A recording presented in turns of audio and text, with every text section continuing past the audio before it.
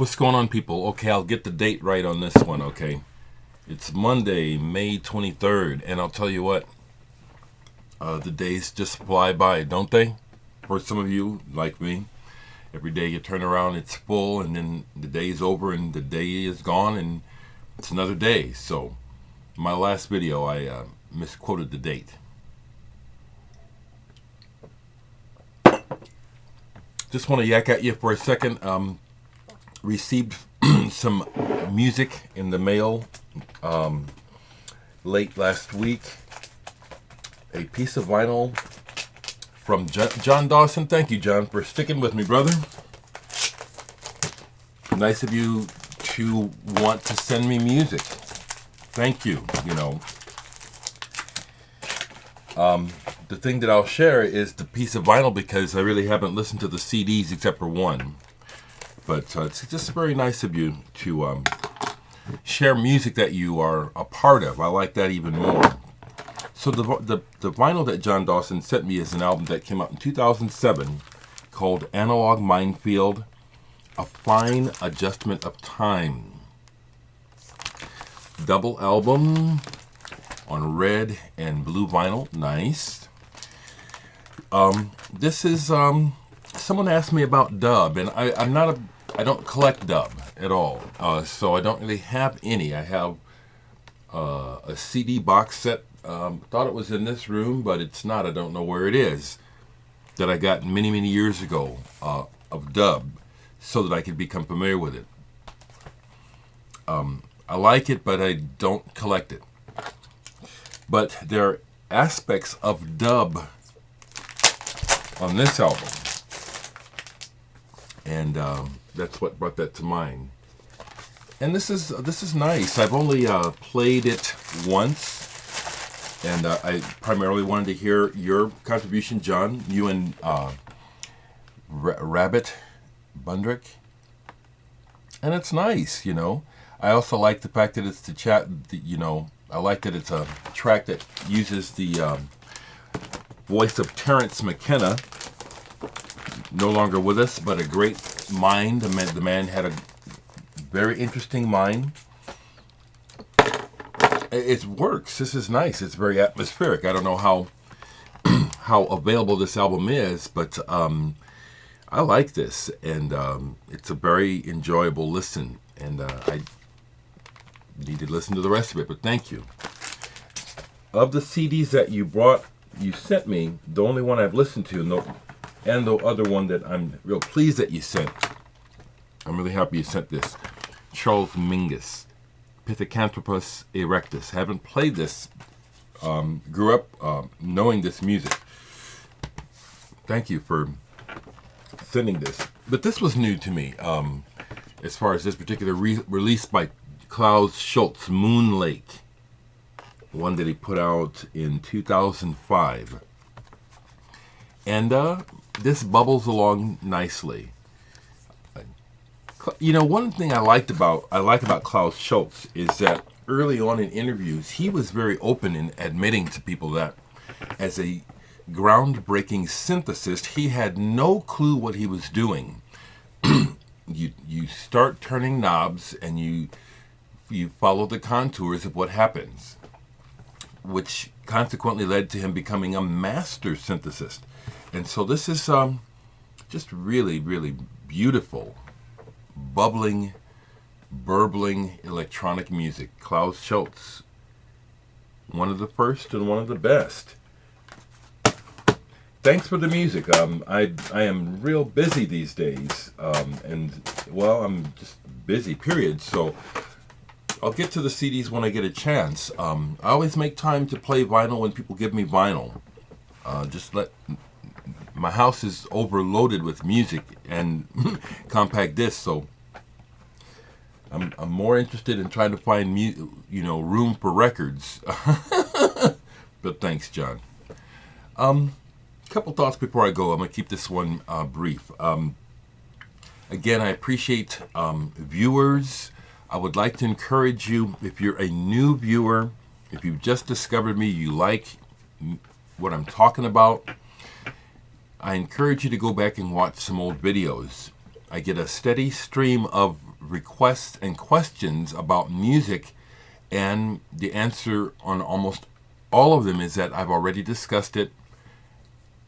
Just look in my videos.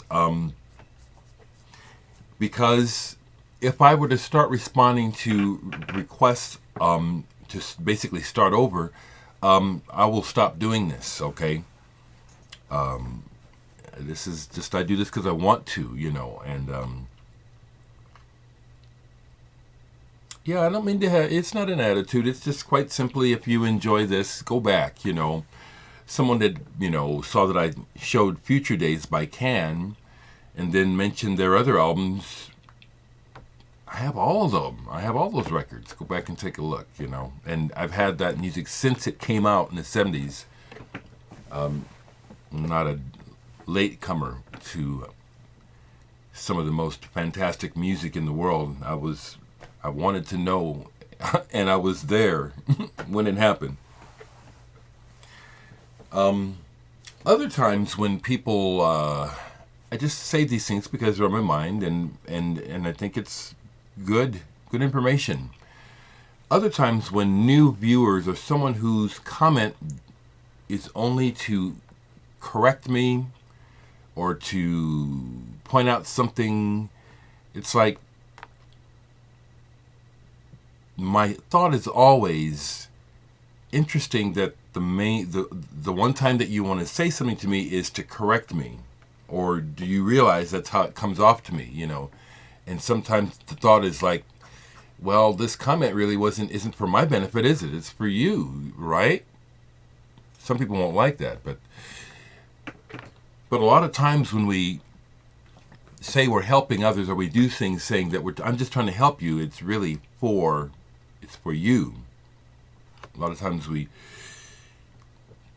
it's just a little psychological thing that I'm aware of, and so I try not to do it because I became aware of it, and when it became apparent to me that a lot of times this is what's going on. I mean, obviously we genuinely want to help one another many times, but a lot of times people just spout off, and the idea is to make themselves feel better. I just noticed that, Mainly when it's a comment where there's never been another comment otherwise, Just an observation.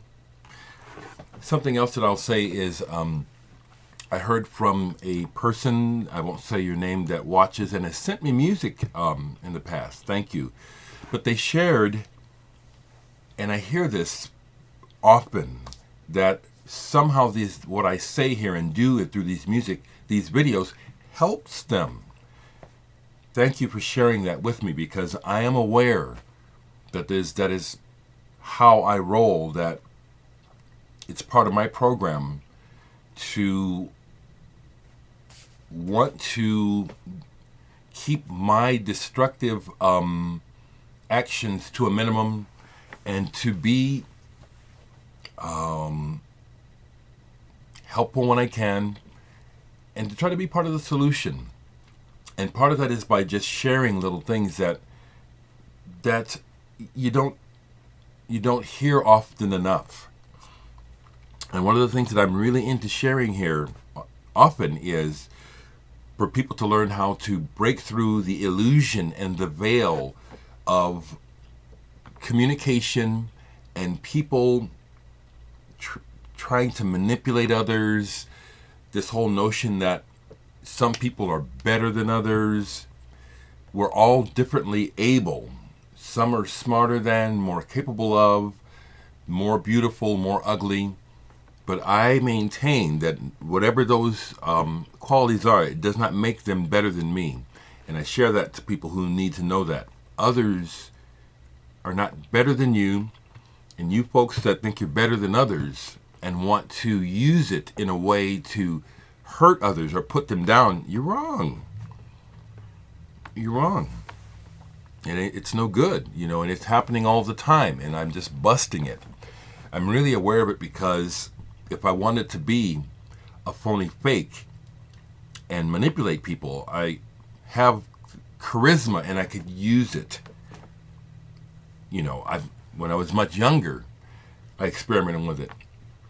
And sure enough, found that I could manipulate people. But how did I feel about it afterwards? Really bad.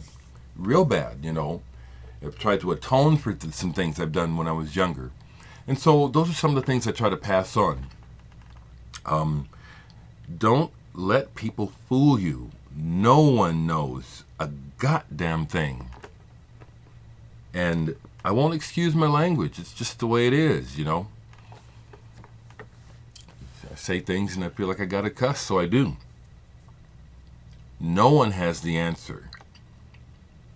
Even if someone is smarter than you and knows how to run the Hadron Collider and all that shit, that still doesn't mean that you need to follow them or be under sway to them. You know, I learned this the hard way about musicians and artists that I admired when I was young. They're just people. We're just people. They may have attributes and things that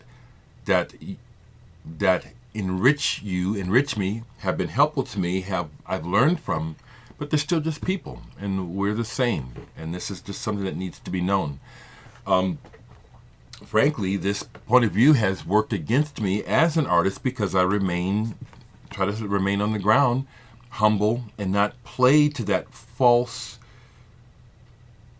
People really respond to a false front. If you act like you're some kind of big shit, everybody thinks you are and acts like it, you know, and I don't believe in that. That's not how I want to roll. So I'm just Dereck, you know. But I am very talented, and I'm a cool guy, you know. But cool like anyone is cool if you claim it. I'm constantly reclaiming mine, you know. I'm okay. I'm okay, you're okay. Transactional analysis, that's another thing I learned from early on in my life. The idea, a lot of people play the game of I'm okay, you're not okay. Others play I'm not okay, you're not okay. I'm not okay, you're okay. I'm totally with I'm okay, you're okay. And when you come at me with some other bullshit, I'm calling you out. And if I step to you with some bullshit, I hope you call me out. If I don't catch it first, because I'm trying not to be full of shit, you know what I'm saying?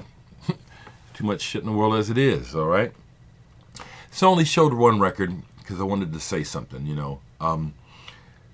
Beyond that, some other things that have happened recently. I got to meet people in Greg Allman's band. I didn't go to the show, but the Hi-Fi House, the place I'm associated with, is trying to make this connection with the local clubs and have musicians that are traveling come through and come chill at the Hi-Fi House and share stories and just chill.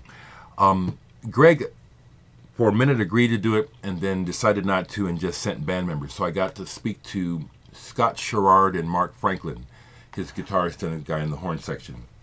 That was great, you know, and really enjoyed talking to them. Great musicians. It was interesting to hear their point of view as younger white guys who are really into the blues and feel like what they're doing is they're trying to keep a tradition alive, which I respect. You know, I myself, you know, I grew up with the blues. I don't care. The blues can die as far as I'm concerned, but I understand their point of view. You know, I understand why they think it's important to preserve it, and that that's what they're doing by playing it and playing with the old greats. You know, they played with everyone from Bobby Blue Bland to you name it. You know, so that was nice to get to spend some time with them and talk to them. Played a good show this weekend. Got another show coming up this week. I'm looking at my record pile. The only other thing I'll show is a record that I pulled because it's one I never think I'm going to play. And I enjoyed it. The Right Man by Richard Jobson. This is a double album on Le Disque du Crépuscule. It's mainly him reciting his poetry. And the reason why I've kept this all these years is because the musicians backing him are Vinnie Riley of Durutti Column, Virginia Astley, Wim Mertens, and 2 members of Tuxedo Moon. The music is gorgeous. The poetry, I'm not interested in. He was the lead singer with the band The Skids and the band The Armory Show. He has an interesting voice. Whatever he's going on about, I'm just not interested. But I'm keeping this because the music is great, and it's kind of unusual, kind of an unusual record. Yeah, so that's another one that I played this weekend. I still have records for sale, people. You can listen to all of it on Bandcamp. I'll leave the links below the video. And I'm still selling the Norman and the Rockwell's 7-inch EPs. Keep me afloat and buy some of my music, please. That's how the world goes around, is commerce. We got to go to the marketplace. I hate it, and I hate to play. I don't want to market myself, which is, again, one of my downfalls. I just refuse to play the market game. But I got to tell you, it's how we roll, and I need the money, and I make good music. All right, I'll see you soon.